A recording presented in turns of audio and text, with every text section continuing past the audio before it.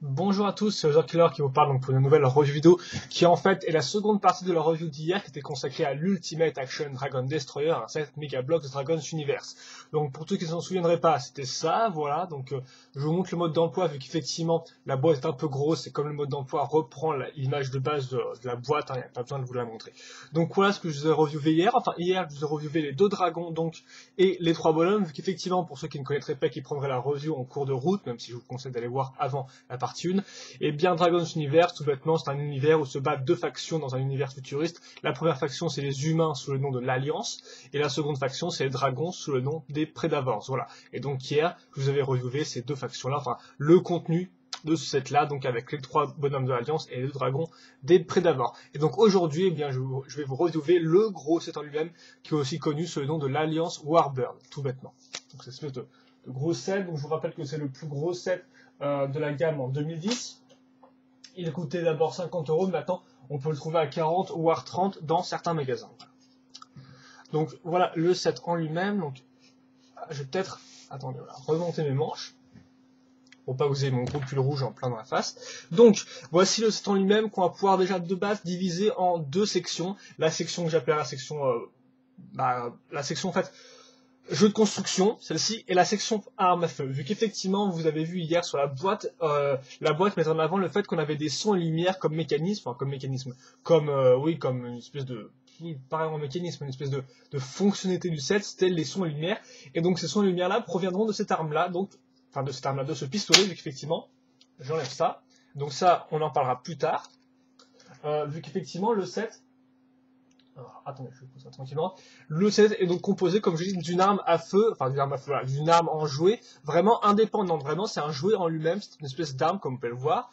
Donc, bien sûr, comme vous avez pu voir aussi, niveau schéma de couleur, le vaisseau sera rouge, blanc, avec des teintes, avec des parties grises foncées et orange transparente. Voilà. Donc ça c'est le flingue en lui-même, il n'y a pas grand chose à dire, bien sûr c'est un gros tas de plastique, donc vous avez votre gâchette ici, le réservoir pour les piles à ce niveau-là, le flingue ici, enfin même si on a le canon ici, en fait, les deux canons pour tirer des missiles seront ici, comme vous pouvez le voir, donc avec les deux missiles. Voilà, les petites boules à ce niveau-là, il n'y a pas grand-chose à dire. Le seul truc un peu marrant, c'est qu'effectivement, on va quand même ajouter des briques de construction dessus, en fait, au début. Donc, on ajoutera ces pièces-là sur le côté, les espèces de petits réacteurs que vous pouvez voir ici. Voilà, par exemple, ainsi que cette partie-là au-dessus. Donc c'est un peu marrant, voilà, c'est tout ce que j'ajouterai. Après le reste, ça reste un gros tas de plastique. Donc voilà, je pense pas qu'il y ait grand chose de plus à dire. Vu qu'effectivement, on parlera des sons et lumières et mécanismes en fait plus tard. Donc c'était juste pour montrer d'abord de base le fly, donc qui est vraiment une arme en elle-même, et comme d'ailleurs vous pouvez voir, elle est assez stable pour tenir sur son manche. Donc voilà, un jouet en lui-même, le flingue qui servira à activer les sons lumière du vaisseau. Donc ça c'est la première, c'est un peu la première section du vaisseau, donc vous pouvez l'enlever, vous pouvez jouer avec comme ça si vous voulez. Donc c'est vraiment un jouet, comme je dis, à part entière, et qui a plutôt un bon petit design futuriste. Il n'y a pas grand chose à dire, ce n'est pas un jouet de construction, enfin, pas vraiment au sens premier du terme, malgré les quelques pièces rajoutées ici et là. Donc voilà, donc je pense que ça, il parle plutôt de lui-même, cette arme à feu là. Cette arme à feu, enfin oui, cette arme se jouer en plastique. Et donc maintenant on va passer à la section construction, donc la partie construction du vaisseau en fait. Donc là par contre on va retrouver une fameuse brique avec tenons, etc. Et donc cette partie du vaisseau peut être divisée elle aussi en trois sections, l'arrière, le centre, le devant, tout bêtement, car si on regarde sur le dessous du vaisseau, on remarquera aisément qu'on a en fait trois parties, trois gros blocs de plastique gris foncé, donc celui-là, qui est délimité ici, donc celui-là et l'avant. Voilà, tout bêtement, le tout raccroché comme peut par des plaques 2x4, et oui d'ailleurs à noter que cette partie-là normalement est vide en fait, on va mettre des plaques dessus, mais l'intérieur est vide en fait. Et donc voilà. Donc en fait chacune de ces parties-là possède, on va dire, un aspect technique et un aspect design.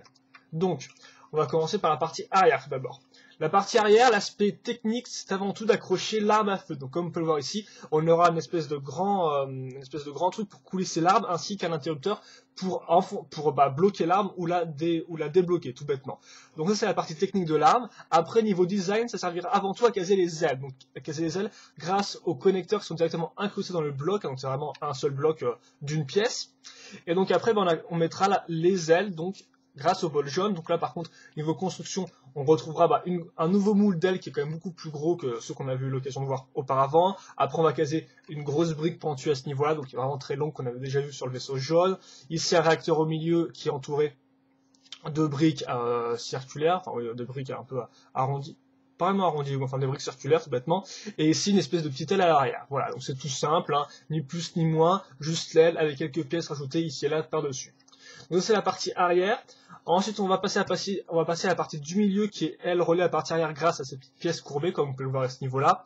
La partie du milieu, donc niveau technique, sert avant tout à caser la seconde poignée, comme bien évidemment, donc qui servira de socle, voilà, mais qui peut servir de poignée pour bouger le vaisseau. Vous pouvez aussi, je vous le rappelle, bouger la pièce comme ça, et ainsi donc, en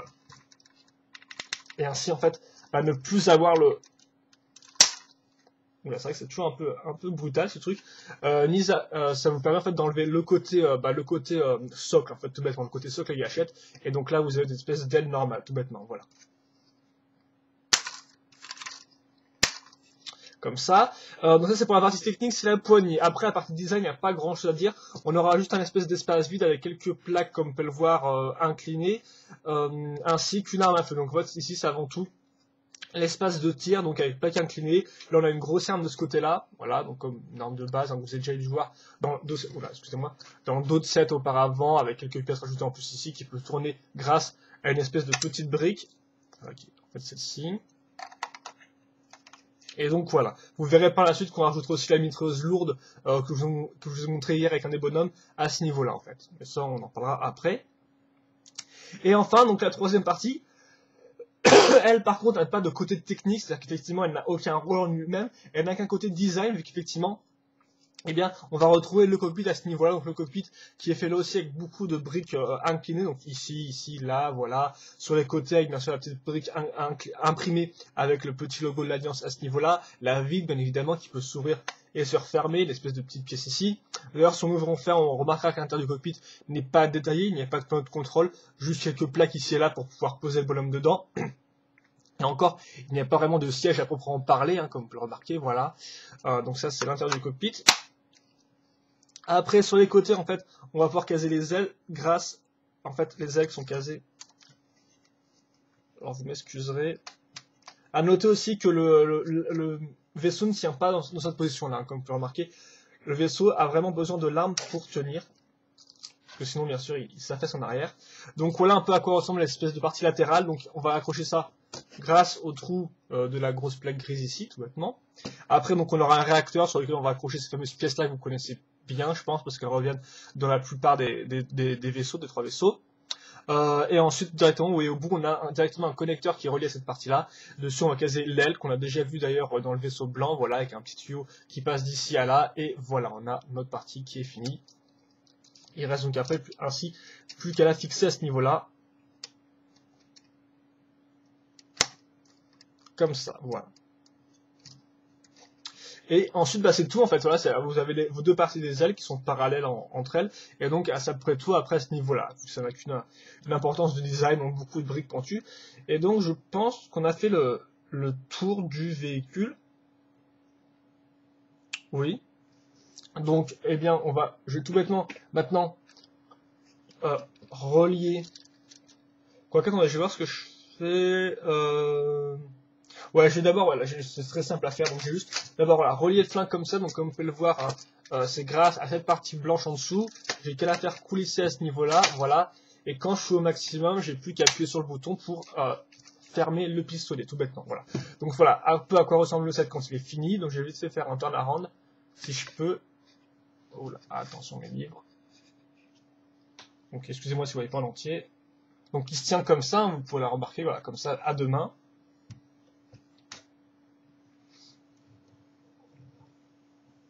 Et donc il y a quand même une bonne tête avec l'ajout du flingue en plus. Hein.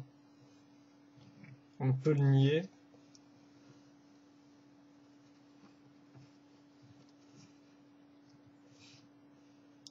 Voilà, comme ça. Et donc maintenant on va passer au son et lumière, donc la partie un peu mécanisme du véhicule. Donc avant de passer au son et lumière, si on parle vraiment mécanisme en eux-mêmes, enfin articulation, on fera noter les bols jaunes, donc là qui permettront d'incliner plus ou moins les ailes, hein, voilà, comme ça, sur un seul angle, bien sûr, donc de haut en bas. Ici, on aura d'autres bols jaunes qui permettront plus de déplacement, si vous voulez les ouvrir comme ça, ou les refermer, les mettre sur le côté aussi, donc c'est possible, c'est sur un bol jaune. Bien sûr, la vitre peut s'ouvrir et se fermer, ça vous l'avez vu, grâce à un système de rotation, enfin tout bêtement, enfin de pivot, voilà.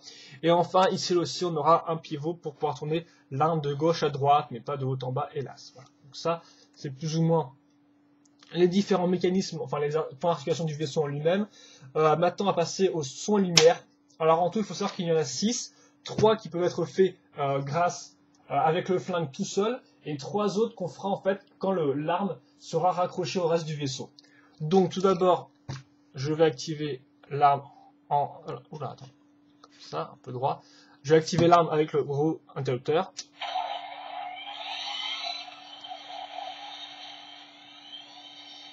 Et j'ai un joli son. Mais ça, je pense que ce son-là, on retrouvera plus tard. Donc d'abord, il faut savoir qu'on a le son, bien sûr, du tir, quand on appuie sur la gâchette. Voilà, comme ça. Normalement, il est censé aussi faire le bruit du tir quand vous tirez les deux missiles. Donc comme vous avez pu le voir, on a 2 missiles qui sont partis, et après on a aussi le bruit du tir. Voilà, comme ça. Voilà, avec la petite lumière sur le canon, comme on peut remarquer. Ensuite, on a un son quand on fait ce mouvement-là. Voilà, une espèce de mouvement, un bruit de recharge. Et vous avez aussi le son quand vous faites l'inverse, en fait. Comme ça. Attendez. Voilà. Donc ça fait qu'on a 3 sons en tout. Le son... Attends, excuse-moi toi. Hein. Le son de tir. Voilà. Le son quand on recharge. Et le son quand on baisse l'arme. Et je sais pas trop quoi sert ce son-là. Donc voilà, ça c'est les 3 sons de l'arme à feu quand elle est seule. Donc on va mettre les armes. Je vais remettre les trucs, voilà. Ensuite, je vais caser l'arme dans le truc et vous verrez qu'en fait il y a un son quand je l'enfonce dedans.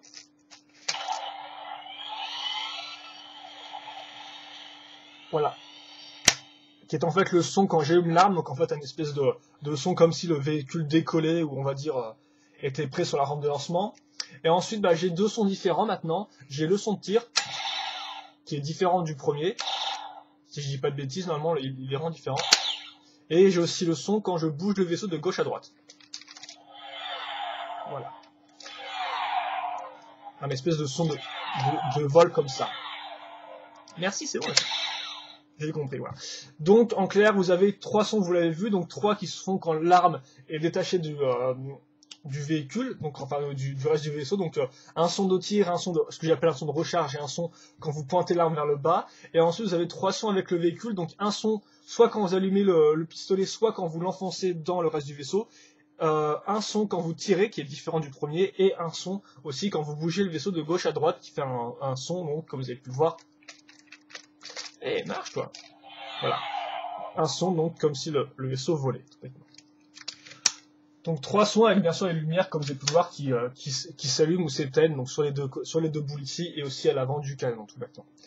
Donc, il me reste plus qu'à éteindre ça, et maintenant, j'ai casé les bonhommes dedans, hein, voilà.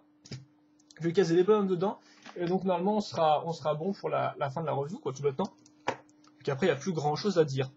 Donc, on va retrouver nos 3 petits bonhommes ici. Donc, déjà, là, attendez, je vérifie juste un truc. Sur le mode d'emploi.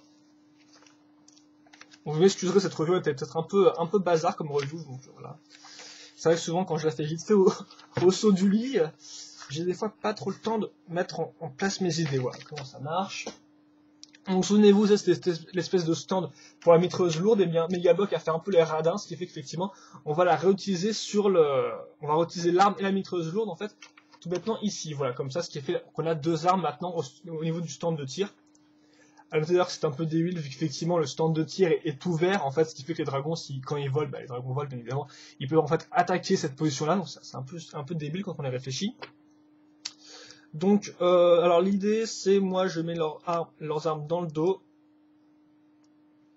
comme ça, voilà, je mets leurs armes dans le dos, et je les positionne au niveau des canons. Donc on va positionner très rapidement, j'ai pas envie non plus de vous faire attendre 5 plombes le temps que je les mette en place. Voilà, on l'accroche sur un tenon, ça devrait suffire. L'autre, ben, il a déjà son arme enfoncée, donc c'est parfait. Donc attendez, par contre, il faut peut-être mieux les écarter, donc je vais les mettre celui-là comme sur ce côté-là.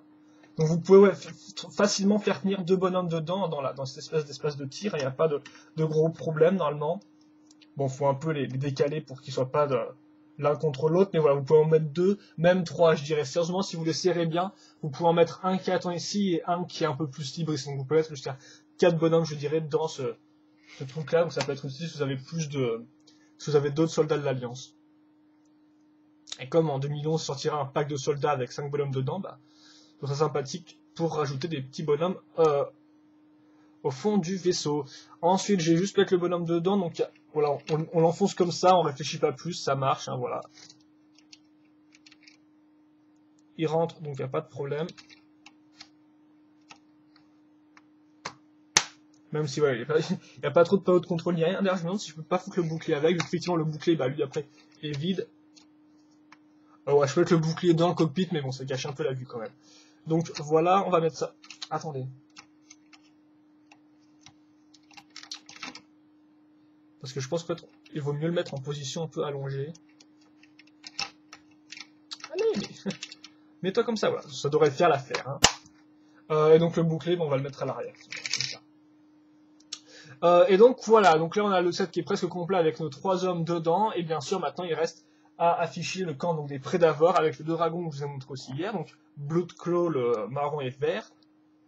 Ainsi que Dead Eye, le blanc et bleu. Voilà, donc Dead Eye, on va peut-être plus le foutre là, à l'avant du vaisseau. Et donc voilà, ce qui fait qu'on a nos sets en entier.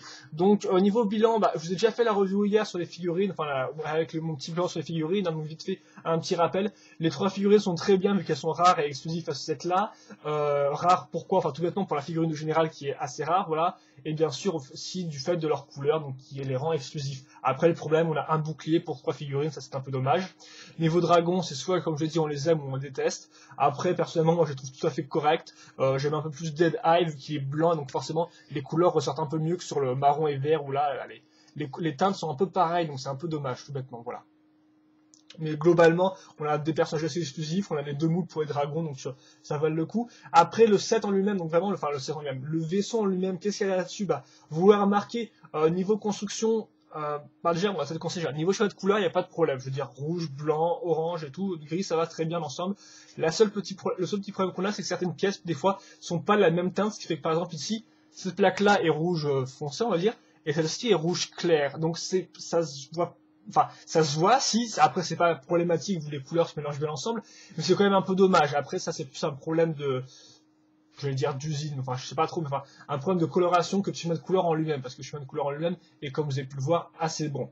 Ensuite, niveau construction, bah là, comme vous avez pu le voir, c'est assez faible. Sur 3 sections principales, le vaisseau, eh bien, il y a très peu de construction. Je veux dire, les ailes sont faites très rapidement. Ici, c'est quelques plaques. La section la plus construite, c'est l'avant du vaisseau avec le cockpit et ses nombreuses pièces inclinées. Mais néanmoins, à part ça, il n'y a pas, voilà, il n'y a pas grand chose à dire là-dessus.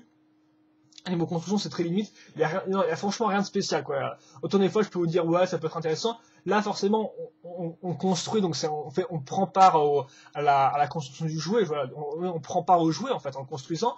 Mais, en fait, on a juste cette impression-là. C'est pas comme si on avait l'impression de découvrir des nouvelles techniques ou vraiment d'avoir une construction très intéressante. Non. En fait, là, on prend juste part à la création du jouet, mais c'est tout, quoi. Voilà, vous avez construit votre truc. Voilà, il n'y a pas plus de choses que ça. Il n'y a pas de technique intéressante, ni rien. Donc, niveau construction, c'est assez faiblard, quoi. Après, je parlerai pas trop de la sélection des pièces, même si bon, vous avez pas mal de pièces très spécifiques. Hein, vous avez les 2 grosses pièces d'ailes, les 2 gros réacteurs qui sont exclusifs à ce set-là aussi. Là, par du cockpit, toutes les briques inclinées, donc ça va. Niveau sélection de pièces, il y en a pas mal d'exclusifs, bien évidemment, donc ça va, ça marche plutôt bien. Ensuite, niveau articulation, ou plutôt mécanisme et articulation, là il n'y a pas à dire, franchement, effectivement, on va retrouver nos sons et lumières, donc qui est un peu la marque de fabrique de cette première année 2010 des Dragons Universe. Et donc, encore une fois plus, comme le vaisseau jaune que je vous ai reviewé, ça marche très bien, effectivement. Comme je l'ai dit, Megablox ne s'est pas juste contenté de faire un seul son. Ils en ont fait 6, comme vous avez pu le voir, selon si l'arme est attachée ou non au vaisseau en lui-même. Après, bien sûr, il manque un peu peut-être un interrupteur qui servait à couper le son sur le vaisseau jaune et juste à garder la lumière. Donc bon, ça c'est peut-être un petit peu problématique, mais ça reste néanmoins réglo, je trouve. Et donc encore une fois, à part peut-être le problème qu'on utilise la même gâchette pour les missiles ici et pour activer les sons lumière, il n'y a pas de problème, quoi. C'est bien fait, on a 3 sons différents, donc voilà, les gosses s'amuseront avec ça. Je veux dire, les 7-12 ans, voilà, oui, les 7 que les 12 d'ailleurs, s'amuseront, je pense, bien avec ça, à bouger dans tous les sens. Et donc c'est là d'ailleurs on en vient plutôt à la partie jouabilité, c'est effectivement une jouabilité, bah c'est un très bon sel, effectivement encore une fois de plus, Megablock avec son espèce de socle qui sert aussi de poignée, donc permet vraiment d'avoir l'arme comme ça, on dirait vraiment une espèce d'arme à feu qu'on tient à deux mains, voilà, donc ce qui fait qu'on peut vraiment jouer avec lui, activer les sons, voilà, donc niveau jouabilité c'est parfait à ce niveau-là, qui plus est, il faut aussi bien sûr noter l'aspect du flingue qui se détache, donc ça c'est vraiment aussi unique, c'est vraiment un peu une espèce de... Encore une fois de plus, Megablock tente des trucs un peu différents, un peu nouveaux, en mélangeant carrément là un espèce d'aspect de l'arme qui fait des sons lumière avec le jeu de construction. Et en fait, on peut diviser les deux, quoi. Donc on peut vraiment se servir du flingue, comme je dis, indépendamment.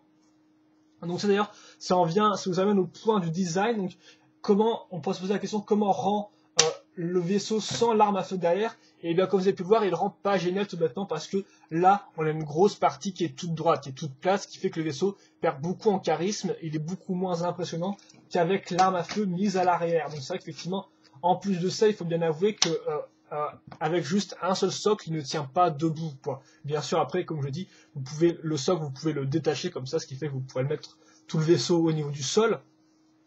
Mais voilà, quoi. Donc, globalement, si vous voulez un avis général, donc oui, donc si vous voulez que d'ailleurs je revienne sur le design en lui-même, voilà, voilà, vous m'excuserez.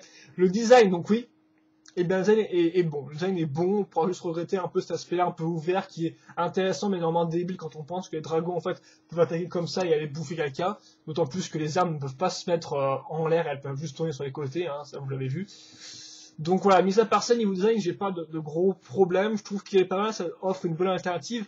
On avait le vaisseau blanc qui était le petit vaisseau assez taille moyenne, petit et tout, bien fait. On avait le vaisseau jaune qui était plus large qu'autre chose. Et là on a le vaisseau rouge qui est lui par contre plus dans la longueur. Donc on a vraiment les trois types de vaisseaux et je pense que c'est assez intéressant. Et donc après, bah, niveau avis général, est-ce qu'il vous faut le set? Pas spécialement, vous l'aurez compris. Ça dépend encore une fois plus de ce que vous recherchez. Si vous recherchez un gros vaisseau intéressant au niveau construction, sérieusement, je vous conseillerais d'aller plutôt voir du côté des Lego. Hein. Je vous conseillerais, achetez-vous le gros vaisseau Space Police ou le gros vaisseau Mars Mission parce que ils ont un bon design et je pense qu'ils ont une bonne construction. Là, effectivement, on peut dire que ce qui était mis en avant par Megablocks, encore une fois de plus enfin, encore une fois de plus, ça dépend des sets, mais une fois n'est pas coutume, c'est la jouabilité. Effectivement, là, on a un peu tout pour s'amuser. On a 3 bonhommes qui sont exclusifs, donc ça c'est intéressant, plus 2 dragons, donc on a vraiment les 2 camps qui sont bien respectés. Le vaisseau en lui-même, comme vous avez pu le voir, mélange son et lumière avec une gâchette et tout, donc pour tirer des missiles. L'arme qui peut d'ailleurs être enlevée. Bien sûr, le vaisseau qui peut être tenu à 2 mains, donc qui est rentré jouable avec peu de pièces, les pièces tiennent bien, donc il n'y en a aucune qui tombe. Donc ce qui fait qu'effectivement, encore une fois plus, niveau jouabilité, c'est un gros point fort du set. Je veux dire, si vous jouez avec vos sets, c'est un très bon set à ce niveau-là, c'est-à-dire que c'est un très bon modèle, vu qu'il est très jouable. Après, si vous cherchez un set avant tout pour sa construction, passez votre chemin. Après, niveau design, il est plutôt bien, mais juste avec le gros flingue. Et donc ça, je pense que le gros flingue ne plaira peut-être pas à tout le monde. Donc par exemple, si vous vous dites qu'il rendra bien sans le flingue, vous vous trompez, selon moi, il rend assez moyen. Donc, encore une fois plus, c'est un set assez limité qui ne plaira peut-être pas à tout le monde. Néanmoins, moi, je peux vous le conseiller, bien sûr, si vous êtes fan de Dragon's Universe, bah, je vous le conseille pour compléter la gamme. Et si vous le trouvez à 30€, bah, il vaut le coup 50. C'est peut-être moins sûr, ça dépend vraiment de ce que vous voulez en faire. Je veux dire, si vous êtes sûr que vous allez jouer avec 50, ouais, c'est ok, quoi. Je veux dire, hein, il y a son lumière, il y a un flingue à part entière, etc. 3 bonhommes exclusifs, 2 dragons. Ouais, il vaut le coup. Mais quitte à faire, si vous le trouvez à 40 ou 30, je pense que vous aurez mieux rentabilisé votre achat, hein, sérieusement. Parce que je pense que voilà, vous aurez pas perdu grand chose, mais bon, néanmoins, faut être conscient de ce que vous achetez, faut être conscient que si vous achetez ce set-là, il y a 250 pièces, et je pense qu'il y a une bonne partie qui partent dans des pièces qui sont en fait comptées dans les figurines et dans les dragons, hein. Donc, ce qui fait qu'effectivement, niveau construction, c'est faible, mais au niveau design et jouabilité, c'est bon, voilà. Donc, moi, c'est ce que je vous dirais. Donc, ça suit en fait plus ou moins la ligne des 7 Dragon's Universe qu'on a vu précédemment. Donc, voilà. Donc, moi, je vous dis, je pense que c'est tout ce que j'ai à dire sur ce set-là. Si vous avez des questions dans les commentaires, n'hésitez pas à me les poser, bien évidemment. Et donc, je pense que c'est tout pour cette review. Et d'ailleurs aussi pour nos reviews Dragon's Universe, vu qu'effectivement là j'ai quelques sets à reviewer en stock, hein, donc les petits dragons moyens, mais là effectivement j'ai plus trop de sets, donc je pense que ça attendra un peu avant que je review les derniers sets 2010 ou les 2011 qui devraient arriver, vu qu'effectivement Dragon's Universe continue en 2011, et vous pouvez d'ailleurs voir, d'ailleurs dès maintenant les sets sur le site officiel de Megablox, hein, dans la page produits. Ils ont les 7 2011 de la première vague qui sont listés, voilà. Et donc moi je vous quitte là-dessus, j'espère que vous avez apprécié la review encore une fois plus. Donc commentaires, questions, n'hésitez pas à me les poser. Et moi je vous dis à la prochaine pour une autre review. Allez, à plus.